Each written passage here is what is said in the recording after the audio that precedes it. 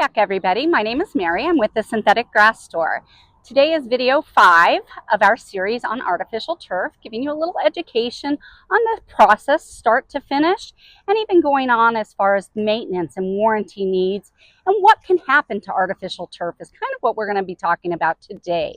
So a lot of challenges with artificial turf. One of the most common ones we've seen in the past is window melt or window reflection or reflective glare, because it doesn't only have to be off of windows, but literally window glare will act like a magnifying glass. And we've done heat testing to read that it actually can reflect up to 360 degrees.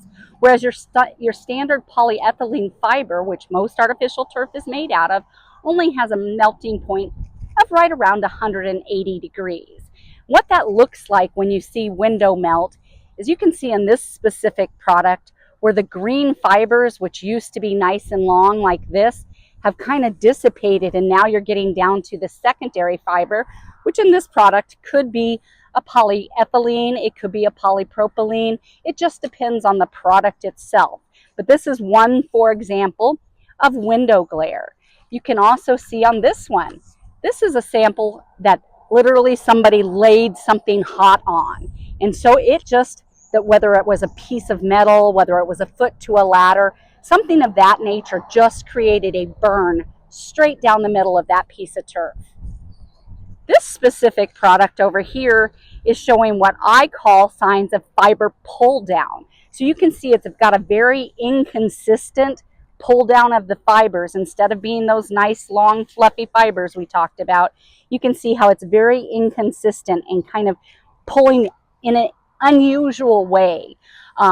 This can be caused by a couple of different factors. It can be surrounding concrete walls, or heat radiation can even cause fiber pull down.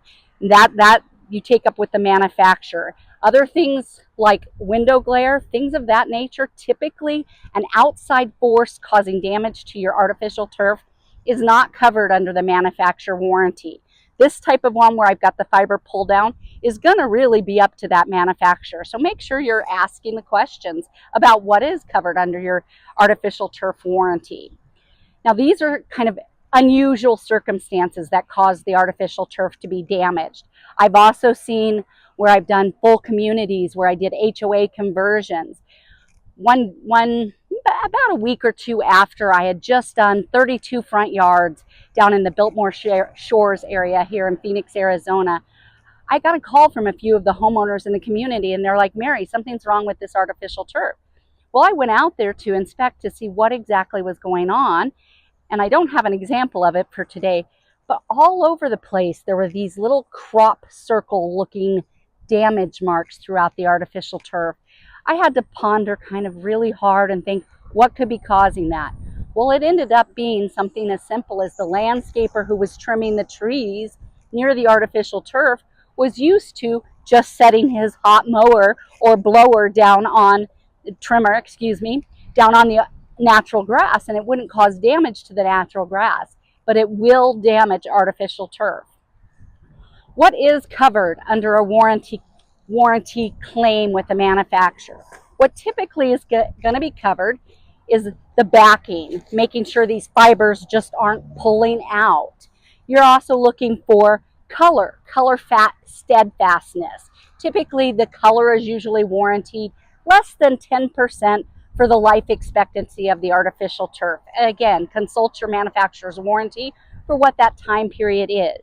The other thing that we see, especially here in the Phoenix market and throughout the Southwest market, you'll see fiber degradation, which is from the UV instability causes the fibers to actually degrade at a faster rate. UV degradation is the fibers breaking down, and when I'm doing an inspection of what that looks like, typically I can tell in a picture, but if I'm not quite sure by the picture, myself or somebody from my team will go out, and what we do is kind of pull on the artificial turf, and if the fibers are breaking away pretty easily in our hand, then we know we've got a fiber degradation situation, and that typically is covered under the manufacturer's warranty.